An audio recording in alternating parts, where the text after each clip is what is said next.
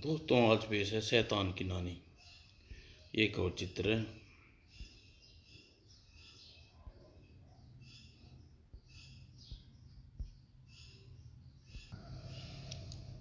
दोस्तों, हाथी के अंडे से आगे की कहानी है ये आप हाथी के अंडे में पढ़ सकते हो। यहाँ तक की कहानी उसमें आपको दी हुई है।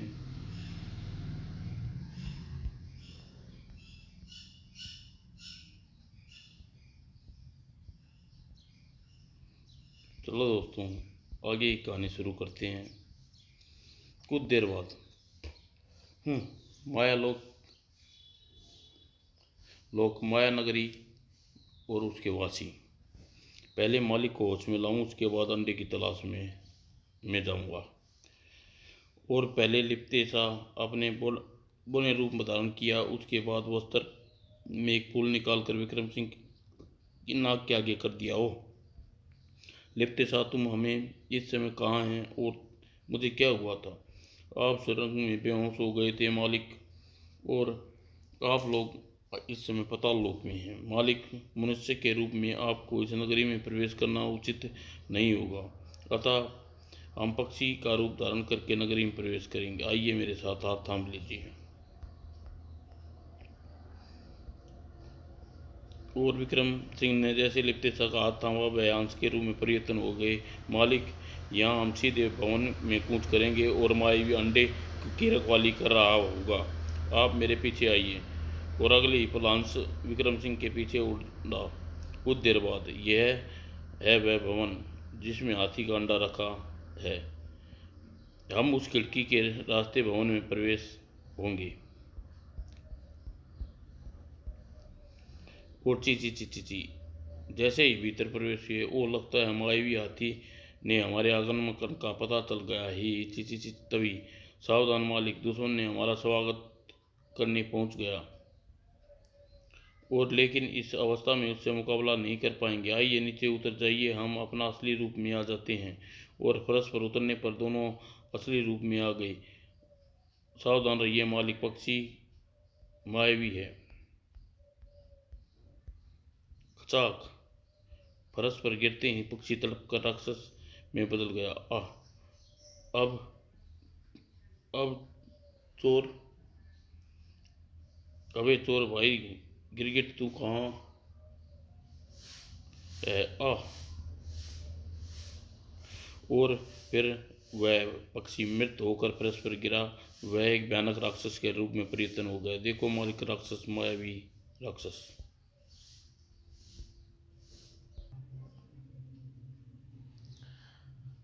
तभी मैं तुम्हें जिंदा नहीं छोड़ूंगा। ही प्यारे भाई, यदि तुम मुझे अपनी दूसरी बाजू को जरा लगाव है तो मेरी यही नेक सलाह है कि तुम मेरे मालिक को के नेक कार्य में टांग अड़ाने की कोशिश न करो। ठहरो चूहे, मुझे और तेरे मालिक को अभी मजा चखाता हूँ। अगले ही पल राक्षस ने हाथ में एक परसा चमकने लगा। हा हा हा, अब कर अपने देवता को याद। हम तो कर ही रहे हैं लूले भाई, पर तुम भी शैतान की नानी की आखिरी बात याद कर लो, वरना तुम्हारे हाथ में लिपटा अजगर तुम्हें तुम्हारा दूसरा सांस लेने का मौका नहीं देगा। उफ, फरसे की जगह मेरे हाथ में अजगर कहाँ से आ गया? ही, उससे छुटकारा पाने में अभी तुम्हें बच नहीं पाओगे। लूले भाई, जरा अपने पैरों की ओर देखो। अरे बाप रे, हाय मर गया, बचाओ। चलिए मालिक, हमें यहाँ समय बर्बाद करने के मायावी हाथी के अंडे की खोज कर लेनी चाहिए। तभी बचाओ बचाओ शैतान की नानी, प्राणों की रक्षा करो, दुश्मन मायावी भवन में घुस गई है। उधर मायावी भवन, मायावी नगरी का एक भवन में शैतान की नानी गहरी निद्रा में सोई हुई थी। शैतान की नानी, मेरे प्राणों की रक्षा करो, दुश्मन मायावी भवन में घुस गई है। ओह, इसका मतलब यही हुआ कि भारी दुश्मन मेरे मायावी हाथी के अंडे को प्राप्त करने आज पहुंचा है। कौन हो सकता है वह? और अगले ही पल सुकोड़ा सुकोड़ा तुरंत हाजिर हो। वो तुरंत सेवक हाजिर है। स्वामी मेरे लिए आज्ञा क्या है? तुरंत मेरा जादुई दर्पण लेकर आओ। और दानव अदृश्य हो गया, लेकिन जल्दी ही फिर हाजिर हुआ। यह लीजिए स्वामिनी। ए मेरे जादुई दर्पण मेरे मायावी भवन का दृश्य दिखा। अगले ही पल ओह राजा विक्रम सिंह, तुम तो यह बोलती चिड़िया का रहस्य जानने आया है, लेकिन मेरे जीते जी वह उसका रहस्य नहीं जान पाएगा और न ही उस तक पहुंच पाएगा। सुगोड़ा तुम तुरंत तुरंत मायावी भवन जाकर पृथ्वीवासी राजा विक्रम सिंह को और बोने साथी को मौत के घाट उतार दो। जैसी यज्ञा मालकिन। ध्यान रहे तेरे मायावी हाथी वाला का बाल विवाह का न करने पाए। ऐसा ही होगा मालकिन, कहकर सकोड़ा अदृश्य हो गया और मायावी हाथी भवन में मालिक मालकिन यहाँ मायावी हाथी का अंडा लेकिन नहीं करने देगा। उसे अपने प्राणों के हाथ धोने पड़ेंगे। चलो आइए भीतर चले। लेकिन लिपटे शाह, यह हाथी का असली आसानी से हमें अंडा प्राप्त करने देगा? नहीं देगा, नहीं करने देगा। उसे अपने प्राणों से हाथ धोना पड़ेगा। आइए भीतर चलते हैं। ठीक है। लेकिन जैसे ही दोनों भीतर पहुंचे, ए खबरदार, जो यहाँ रुक जाओ, वरना अपने प्राणों से हाथ धो बैठोगे। और हम भी पहली और आखिरी चेतावनी देते हैं, तुम्हारे मार्ग से रुकावट बनने की चेष्टा की तो मत करो, वरना चुपचाप अंडा मेरे हवाले कर दो। हाथी ने तुरंत अपना अंडा मुंह में रख लिया। आह ओह, उसने अंडा सटक लिया, लेकिन उसके मुंह में कैसे बाहर निकाले? चिंता न करो मालिक, वह अपने अंडा मुंह से बाहर निकालेगा। हाँ हाँ हाँ, तो अब हासिल करो मेरे मुंह से अंडा। अबे गधेट की औलाद, तू क्या तेरा बाप भी अंडा स्वेच्छा से हवाले करेगा? क्या कहा? क्रोधित वो हाथी ने अपनी लंबी सूंड लिपटे शाह को पकड़ने के लिए आगे बढ़ाई, लेकिन लिपटे शाह फुर्ती से फुदक कर अपनी चपेट में आने से बच गया। किंतु राजा विक्रम सिंह आसानी से असावधान होने के कारण उसकी चपेट में आ गया। चलो तुम ही सही ओ तलवार, ओ मेरी तलवार का भी कोई प्रहार नहीं हो रहा, लेकिन अब शायद मुझे निगल रहा है। लिपटे शाह, मदद करो। चिंता मत करो मेरे मालिक, उसकी अम्मा की गोद में पहुंचा रहा हूँ। किंतु इससे पहले लिपटे शाह विक्रम सिंह की मदद कर पाता। ओ शैतान की नानी ने मुझे मारने के लिए भेजा है। सड़क सड़क सड़क, तू भी नहीं बचेगा मेंढक के बच्चे। क्या कहा मुझे? मेंढक कहा? तो देख अपने मेंढक के बच्चे का क्रोध। और अगले ही पल वो कहा, देख अब तू क्या मेंढक के बच्चे को कैसे नोच कर खाते हैं। और दूसरे ही पल विशाल मेंढक के मुंह से सैकड़ों हजारों की संख्या में छोटे मेंढक कूद कर बाहर पड़े। अरे बाप रे, इतने सारे, इतने इनसे पार पाना मुश्किल है। और बेचारे दानव को असंख्य मेंढकों ने छुटकारा पाने के लिए कोई प्रकार के जादू का प्रयोग किया, लेकिन बेकार। शाबाश मेरे बच्चों। और उसने जान बचाने का भागना चाहा, लेकिन बेकार। आह बचाओ।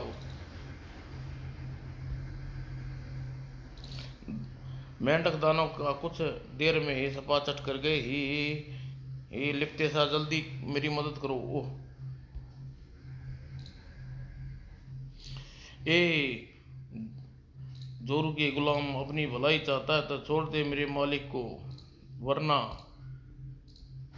वरना क्या कर लेगा? ठहरा भी बताता हूँ। और ओह मेरी पूछ। और लिपटे शाह हाथी की पूछ को इतनी जोर से खींचा कि हाथी को दस्त हो गई। और सत्यानाश हो जाए कमबख्त। और इस पर राजा हाथी के छूट गया, वो बाल बाल बचा। कमबख्त ने सारा चेहरा बिगाड़ कर रख दिया है। हाय हाय, लगता है कमबख्त मेरी पूंछ उखाड़ जड़ से उखाड़ दी।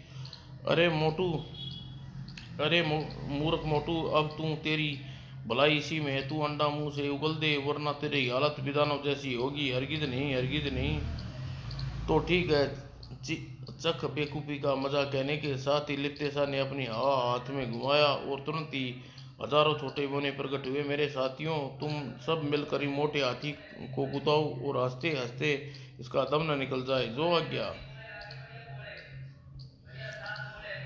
और अगले ही पल बोने हाथी के शरीर के लिपट कर सवार हो गए और अंग में गुदगुदी करने लगे। अरे यह क्या कर रहे हो? परे हटो, वही छोड़ दो, ऊपर मुझे छोड़ दो, नी छोड़ो मुझे। अरे इतनी जल्दी कहाँ? क्या है मेरे प्यारे दोस्त, अभी तो कथक नृत्य करोगे? मैं मैं आया तुम्हारी खातिर करने। और लिपटे शाह के कान में घुसकर लगा भयानक गुदगुदा करने। और फिर हाथी गुदगुदी से परेशान होकर बुरी तरह उछलने लगा। मोटू बोल, अंडा देगा या नहीं? हरगिज नहीं। और फिर बस करो मेरे बाप, वरना मैं हंसते हंसते मर जाऊंगा। अब तो यह खेल तभी खत्म होगा शैतान की नानी के बच्चे, जब तू हाथी अंडा देने का तैयार हो जाएगा। यदि मैंने यदि मैंने अंडा तुम्हारे हवाले कर दिया तो नानी मुझे जिंदा नहीं छोड़ेगी। उसकी चिंता मत करो। तुम छो, हम पर छोड़ दो, वह तुम्हारा बाल भी बाका नहीं करेगी। तभी नहीं मेरे गुलाम, तुम्हें अंडा हरगिज मत देना। मैं तुम्हें इनकी अकल ठिकाने लगाती हूँ। ओह, कौन आ गई चुड़ैल? स्वामी, मुझे मुक्त कराइए, बचाइए। मालकिन, यदि यह शैतान की नानी समय मत गवाइए। और यदि मुझे इसी तरह दुष्ट जादूगरनी के जादुई अंडे को नष्ट कर दीजिए।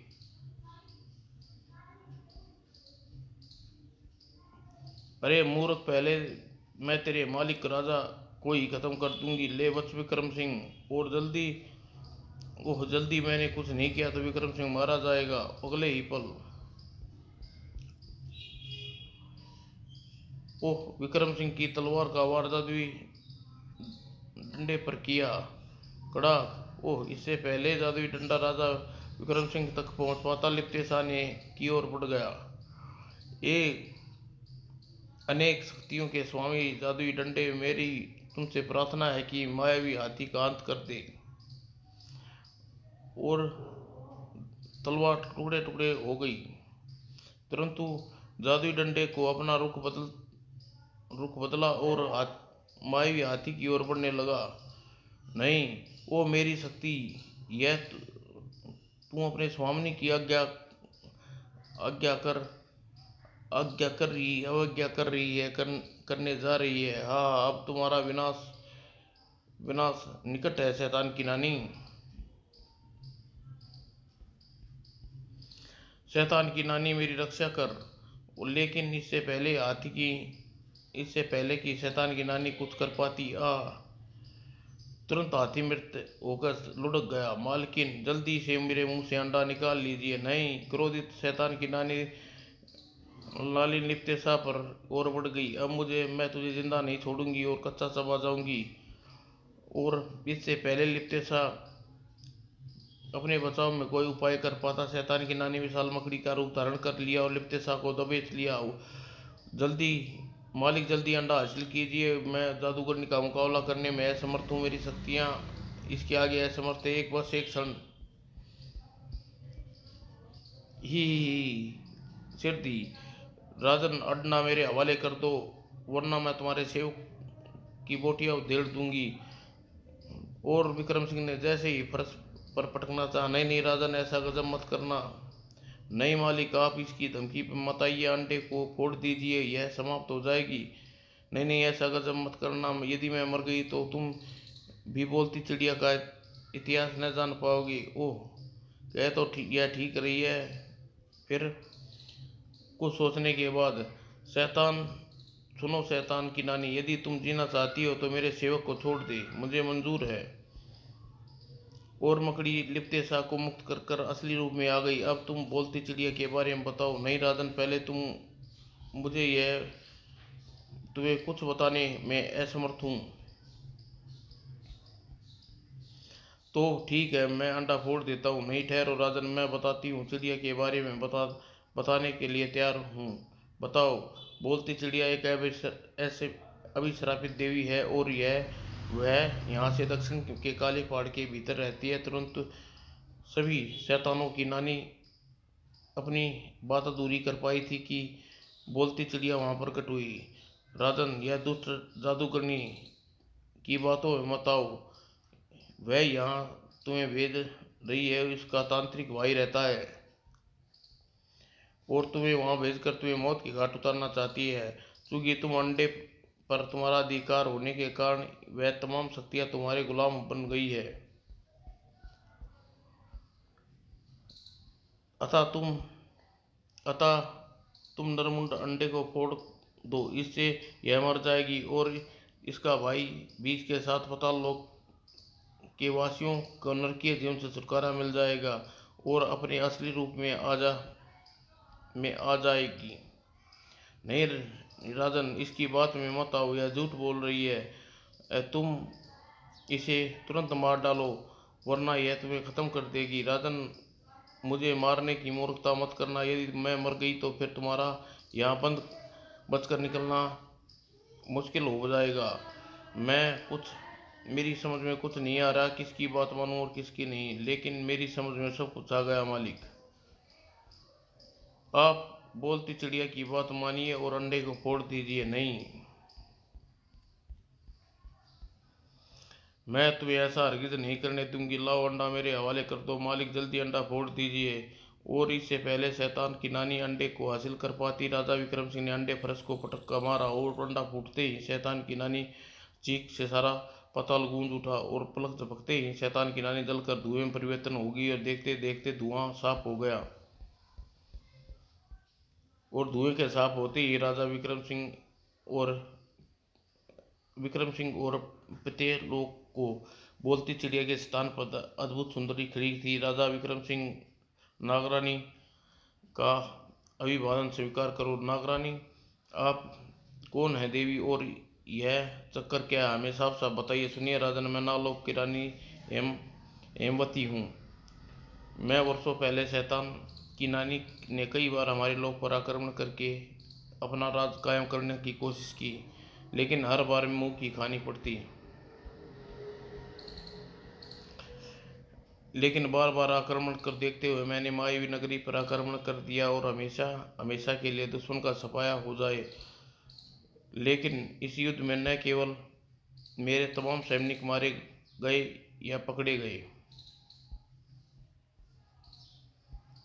बल्कि शैतान की नानी ने मुझे भी बंदी बना लिया। हा हा, नागरानी, अब मैं तेरी वह असर करूंगी जो तू जीने लायक नहीं रहेगी, मरने योग्य है। और उसे मुझे पक्षी बनाकर मेरे एक कमरे में बंद कर दिया। बस अपनी बाकी जिंदगी यहीं पूरी कर। और लेकिन एक बार मुझे मौका मिला, और मैं उसकी कैद से भाग निकली और अनेक देशों से मदद मांगने पहुंची। लेकिन किसी देश में जाती शैतान की नानी चालाकी से जादुई शक्ति मेरे पीछे कुछ ऐसा गुल खिलाती कि वहाँ तबाही मच जाती।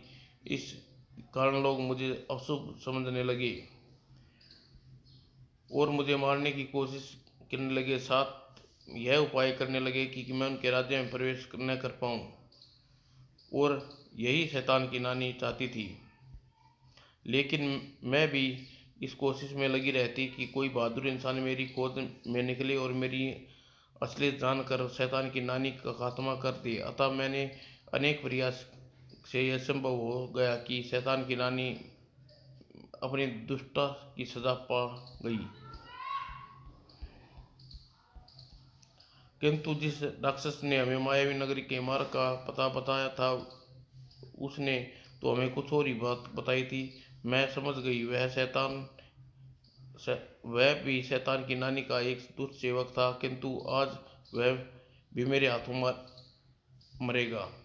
अब आइए बाहर चलें। और जब वे मायावी भवन से बाहर निकले तो समस्त नागवासी जो अपने असली स्वामी के लौट आई और जय जयकार कर उठे, राजा विक्रम सिंह जिंदाबाद, रानी अमर रहे। और वहां के वासियों से विदा लेकर जब राजा विक्रम सिंह और नागरानी लिपटे शाह मायावी नगरी से बाहर निकले तो उन्हें उनका सुबह कर राक्षस ने अपना इंतजार करते पाया। अरे, ये तो वो सही सलामत आ गए, लेकिन इन्हें अपूर्ण सुंदरी कौन है? मैं कुछ भी हो, जैसे भी हो, सुंदरी मेरी पत्नी अवश्य बनाऊंगा। तभी नागरानी के नेत्र से तीव्र ज्योति निकली और आई, मैं मर गया रे। राक्षस जलकर भस्म हो गया। मुझे आज्ञा दो राजन, मैं अपने मेरे देशवासी मेरी प्रतीक्षा वर्षों से मेरे वापस लौटने का बाट जोड़ रहे हैं। ओह मालकिन, ओ मालिक, मुझे भी आज्ञा दीजिए, अब मेरा कर्तव्य पूरा हो गया। मैं जल्दी से जल्दी अपने देश में पहुंचना चाहता हूँ, पता नहीं वहाँ क्या हाल होगा, इसलिए विदा, तुम लोग हमेशा याद रहोगे। इस तरह तीनों अपने अपनी दिशा में अपने अपने मार्ग पर रवाना हो गई। जब राजा विक्रम सिंह अपने देश में पहुंचा, उसका देश सुरक्षित हो चुका था और प्रजा प्रसन्नचित्त थी। सेनापति भी बोलती चिड़िया की खोजने में असफल होकर वापस लौटे थे। प्रजा राज दरबारियों ने अपने राजा के सुकुल लौटते देखकर भव्य स्वागत किया। महाराज विक्रम सिंह जिंदाबाद, अमर रहे। समाप्त दोस्तों।